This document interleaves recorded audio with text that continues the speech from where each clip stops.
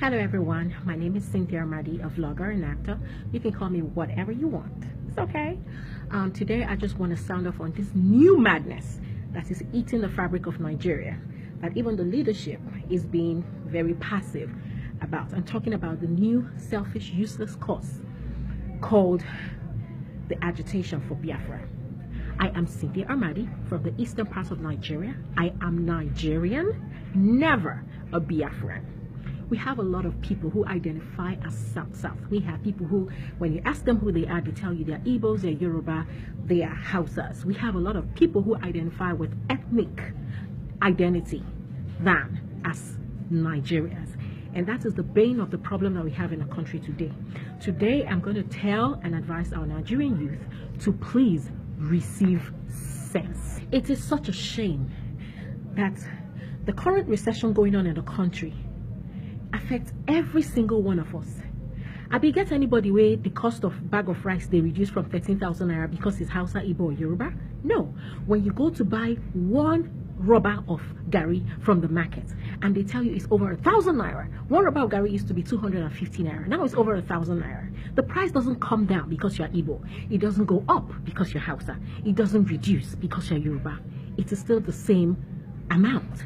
So we are all united in the suffering brought about by this recession, but we fail to see that we have one common enemy as Nigerians, the government and the government officials. So instead of fighting them, we channel all our energies into attacking ourselves, dividing ourselves in the process, agitating for Biafra, the North asking the South to move. Come on, what is going on? When are we going to receive sense? All you Igbo youths, where they shout Biafra, Biafra, Biafra, go and find out the history of Biafra and Nigeria. Understand the struggle. Find out the millions of lives that were lost. Then come back and ask yourself if a war situation is what we want or what we can afford in Nigeria today. Let us keep in mind that if there is a war today, we are going to lose our fathers, our brothers, our friends, our sons. And our mothers, they will be raped. Our daughters will be raped, murdered. In the event of a war, everybody is a loser. Now from clap, then they enter dance. And so now that some people have put water on fire, then they boil the water. If they boil small, they go. When it reaches the boiling point, all you Nigerian youths that are acting like the affairs of Nigeria is none of your business.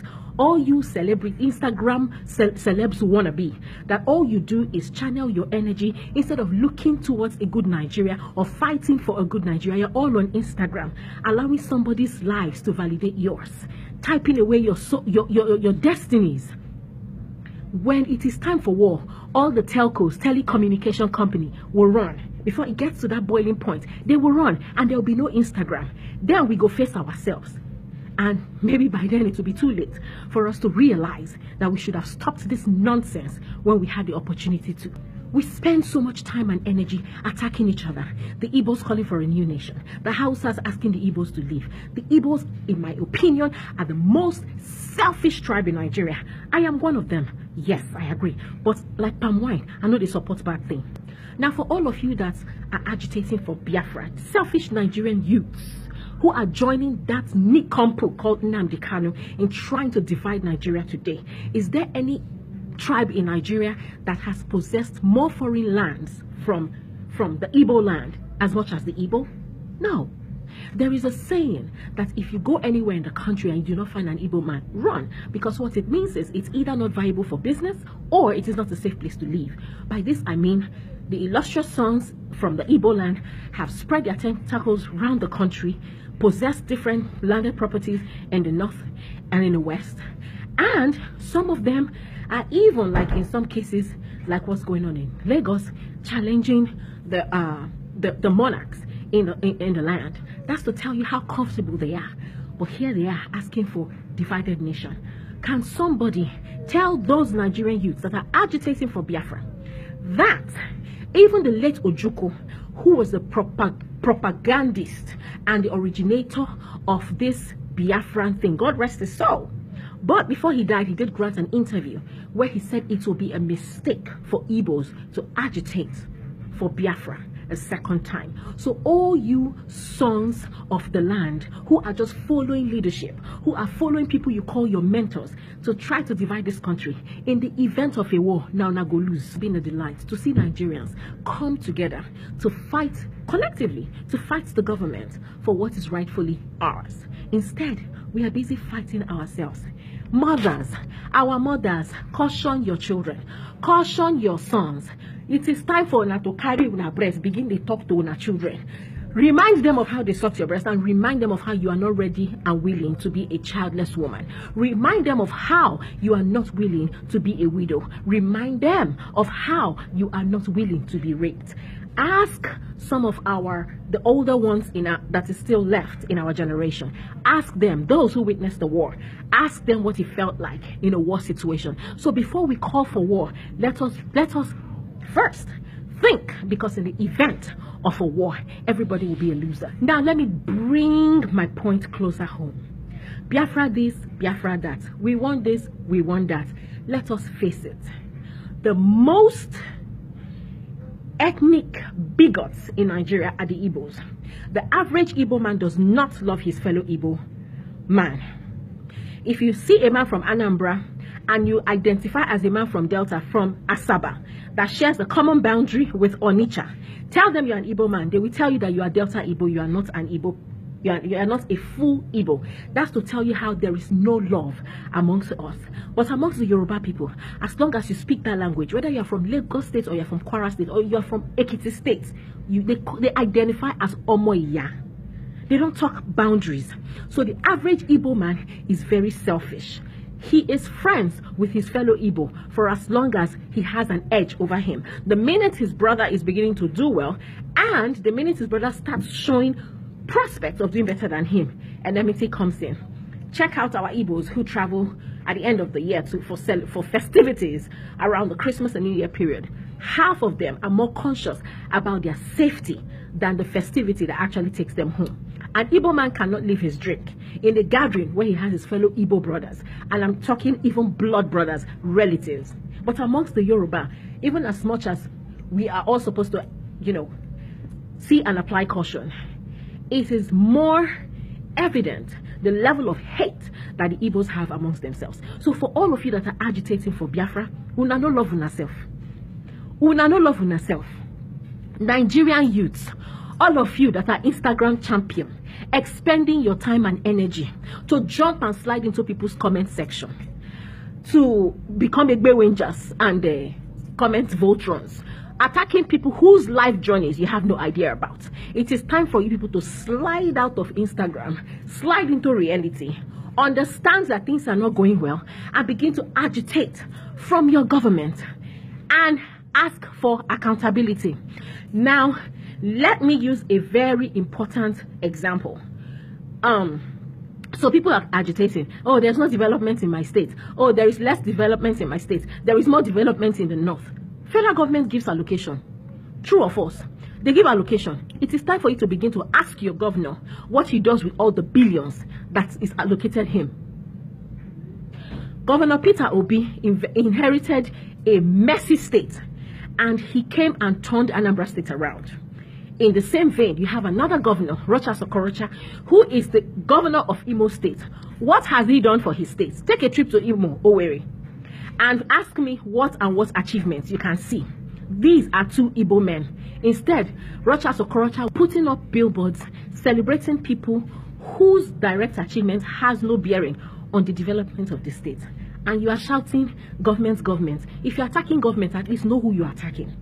Your governors collect state allocations. They collect funds. Begin to attack your governors. Ask them for accountability. If Nigerian youths come out and begin to burn houses of governors or begin to stone our politicians, after all, oh, by the way, it's been 2 years. Our politicians, the ones in government now, asked us, and they actually gave us the permission to stone them if after 2 years we do not see a fulfillment of the promises that they made to the Nigerian people. Well, it's been 2 years, so it's time for us to begin to publicly stone our government. and the government officials. That way, when they see that the masses are after them, they will begin to come correct before you begin to hide under people, hide under the banners of selfish interests, before you begin to call for the division of this country called Nigeria, before you begin to make rubbish the efforts that our fathers, Herbert Macaulay, Nnamdi Azikiwe, and Obafemi Awolowo, and a host of them who actually fought with their blood for this country, before you call for the division of the country. Remember that in the event of a war, there is no winner. Everybody is a loser. In conclusion, our misguided Nigerian youths who are used as a tool for selfish or to achieve selfish aims, I would like to ask Una don't chop 3 square meals a day. Una don't chop 3 square meals a day. All these people where Una they fight their battles, who them help? They help Una. Half of them that are trying to divide this country, Nnamdi Kanu, for instance, that guy should be locked up and the key to the jail thrown away for life. That guy has his family outside the shores of this country. He is a British citizen. So what it means is that at the slight sign of trouble, he can leave the country, and then he will leave you to pay with your blood for an agitation that he started. So all of Una, where they jump, where they do Egbe Winja, where they shout Biafra, Biafra, without even knowing what you're fighting for. Ask yourselves, Una get visa?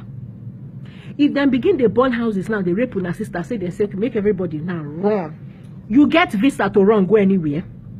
Because whether you like it or not, the children of the rich, half of them school abroad, and even the ones who are here in Nigeria, by the time push comes to shove, they can leave the country and they will leave you to pay with your blood. So Nigerian youths, if you now no get sense, begin to receive sense.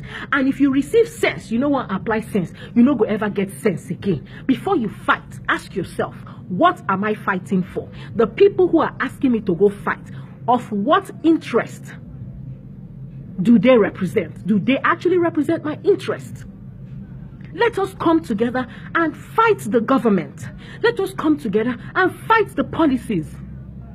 It's high time to abolish Federal Character Commission, because clearly it know they work. If not business, it know they move. Maybe when it was formed, we thought, or the people who formed it thought it was going to be of an advantage to Nigeria. But clearly, over decades, the Federal Character Commission has created more division in the nation than uniting people. So maybe it is time for us to take away place of origin from our forms. It is time for us to stop with the quota system so that people who actually achieve certain positions can get the right to be in those positions, and not keeping certain quota for people who do not qualify. Because by so doing, you also encourage those people who are not qualified to achieve just like the people who qualify. This is my own 2 cents. Una fit cost me Egbe Wenja. Time for una to slide into comment section. Now your headache be that.